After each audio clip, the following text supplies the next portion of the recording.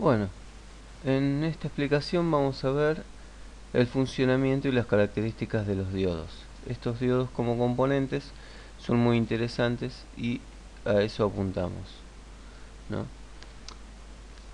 El diodo es el dispositivo semiconductor más sencillo y se puede encontrar prácticamente en cualquier circuito electrónico por su funcionalidad, que es única, ¿no? Los diodos se fabrican tanto de silicio como de germanio, ¿no? Lo más común son los diodos de silicio. Estos diodos tienen dos partes, una que la llamamos N, si hablamos de silicio sería silicio tipo N, y la otra que la llamamos P, silicio tipo P, ¿no? Cuando hablamos de N y P estamos hablando del dopaje. Por lo general, N significa que tiene exceso de electrones y P significa que tiene exceso de huecos o ausencia de electrones, ¿no? Entonces, estas dos partes de silicio N y P están separadas por una juntura que se la conoce como barrera o unión. Esta barrera es una barrera que para poder superarla, para poder lograr circulación de corriente, en los diodos de germanio tiene que superarse los 0,3 volts y en los diodos de silicio tiene que superarse los 0,6 volts, ¿no? Esa sería la tensión de ruptura. El símbolo del diodo es el que se ve acá en esta sección. El lado izquierdo del símbolo se lo llama ánodo, se indica con una A, y el lado derecho se lo indica con una K y se lo llama cátodo. Bueno, vamos a ver la polarización directa e inversa en el diodo. Cuanto a la polarización directa, esta se produce cuando nosotros ponemos una diferencia potencial sobre el ánodo, o sea, si aplicamos una tensión sobre el ánodo del diodo, y eso va a hacer que cuando esta tensión supere los 0,6 volts se produzca la ruptura y empieza a circular corriente, ¿no? Acá en la gráfica lo podemos ver muy fácilmente, aproximadamente a los 0,6 volts de tensión, el eje horizontal es la tensión, empieza a circular corriente. Eso significa que la corriente empieza a aumentar a medida que aumenta la tensión sobre el ánodo. Básicamente esa es la característica de su funcionalidad en directa. En este caso en directa, cuando superamos los 0,6 volts de la tensión aplicada, el diodo se comportaría como un cortocircuito, o sea que va a circular corriente. Se puede observar en la gráfica que a medida que aumenta la tensión, la corriente aumenta a valores muy altos, o sea que prácticamente el diodo en directa se comporta como un cortocircuito. Ahora veremos la polarización inversa, ¿no? La corriente en el diodo, cuando se aplica una tensión sobre el cátodo, acá el diodo está invertido, se puede ver claramente, cuando aplicamos una tensión sobre el cátodo, lo que va a suceder es que no se va a generar circulación de corriente debido a la característica que tienen las dos partes del diodo, ¿no? Entonces no se permite esa circulación inversa. Esto se ve claramente en la figura. Podemos observar que para tensiones negativas, o sea, para una tensión aplicada al cátodo, la corriente se mantiene en cero, o sea, no hay circulación de corriente. Entonces, en este caso la corriente no atraviesa el nodo y se comporta prácticamente como un circuito abierto. Veamos algunas aplicaciones del diodo. Bueno, lo más básico es utilizar el diodo así como está dentro de un circuito para evitar circulación de corriente en un sentido, ¿no?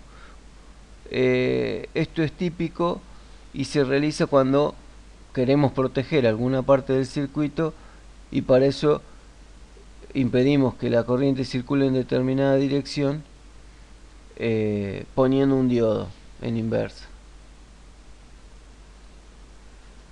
Bueno, otra de las aplicaciones es mediante un puente de diodos. Es esta configuración de diodos que se muestra acá. Son 4 diodos y se utiliza para el proceso de conversión de alterna a continua. Nosotros tenemos una fuente de alterna y a la salida de este puente de diodos queremos obtener una fuente de continua. Entonces, mediante este puente de diodos se puede lograr la rectificación para obtener la continua.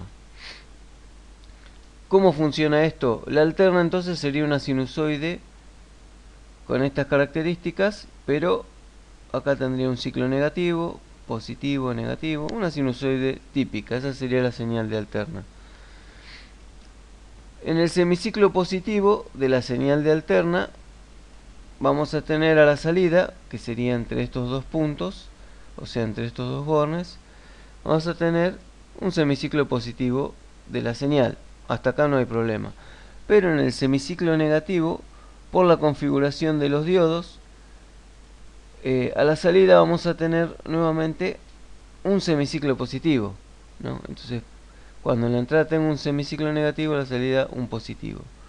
Y cuando en la entrada tengo un semiciclo positivo, a la salida un positivo. Entonces la señal de salida tiene esta forma que se visualiza acá.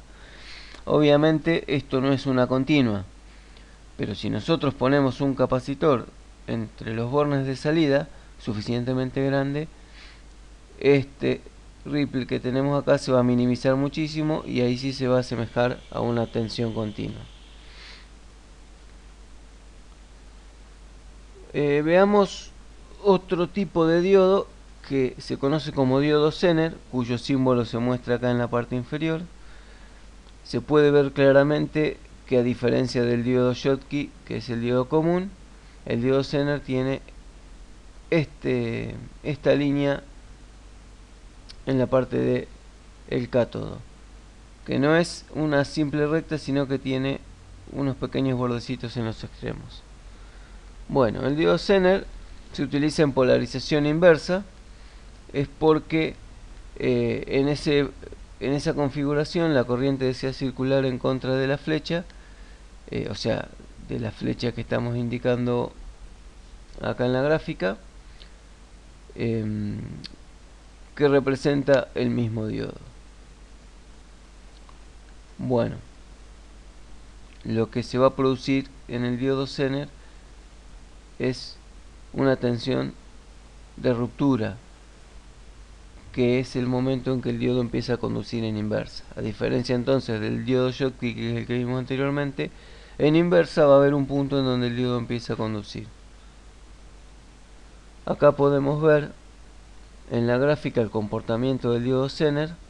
En directa se comporta de la misma forma que cualquier otro diodo, pero en inversa, fíjense que cuando se llega a la zona, a la tensión BZ, es la tensión de ruptura, a esta tensión se consigue la zona operativa, que es que el diodo empiece a conducir, no empieza a circular corriente.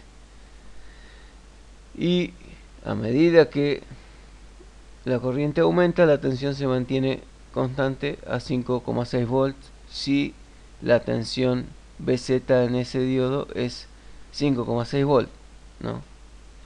Bueno, acá lo que se debe aclarar entonces es que a partir de la tensión que tenemos BZ en la zona operativa, la corriente, que la vamos a llamar IR, puede variar en un amplio margen, pero el valor de la tensión BZ va a cambiar muy poco, o sea, prácticamente se mantiene. Si asumimos un diodo Zener con una tensión BZ de 5,6 volts, entonces cuando se le aplique en inversa esos 5,6 volts, la corriente va a empezar a circular en inversa.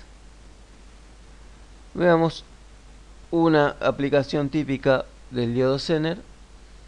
En este caso, la aplicación más común es la de utilizarlo como regulador, obviamente conectado en inversa, Acá en el circuito se puede ver claramente que tenemos una fuente de tensión, una resistencia y el diodo Zener en paralelo y conectado en inversa, o sea, el cátodo va hacia el positivo, y una carga. Una carga sería una resistencia que va a consumir determinada corriente, ¿no? Nosotros podemos variar la carga y la corriente va a variar. Bueno, entonces, este Zener, como dijimos, en inversa tiene una caída de tensión. Si la tensión Bz es de 5,6 volts, como vimos en el ejemplo anterior, entonces por más que la fuente sea de 10 volts, sobre el diodo van a caer 5,6 volts, ¿no? Eso se cumple siempre. Esto es 5,6 volts, es aproximado, pero bueno, va a rondar en esos valores para un diodo de 5,6 volts, ¿no? Entonces, la variación del voltaje en la fuente de alimentación no va a producir cambios en la tensión del diodo Zener. En este caso lo que vamos a tener es que el resto de la tensión va a caer sobre la resistencia. Entonces si sobre el Zener caen 5,6 volts, sobre la resistencia van a caer 4,4 volts. Si tuviéramos una fuente de tensión de 12 volts, entonces sobre el Zener caerían 5,6 volts y los otros 6,4 volts caerían sobre la resistencia. Doy estos ejemplos para que se entienda bien cómo va a responder el Zener en este circuito. Entonces, ¿qué tendríamos sobre la carga? Bueno, la caída de tensión sobre la carga va a ser la misma que la caída de tensión sobre el Zener. Justamente se pone el Zener en paralelo para fijar una determinada tensión a la salida, y la corriente va a depender del valor de la carga. Esto es por la ley de Ohm, ¿no? Entonces, lo que estamos logrando es que mantenemos fija la tensión a la salida de este circuito. Esta parte del circuito la podríamos llamar regulador, que nos permite mantener fija la tensión, y la corriente va cambiando en función del valor de la carga. Con esto terminaríamos de ver la descripción de los diodos, sus funcionalidades, y pasamos a un cuestionario que les voy a publicar.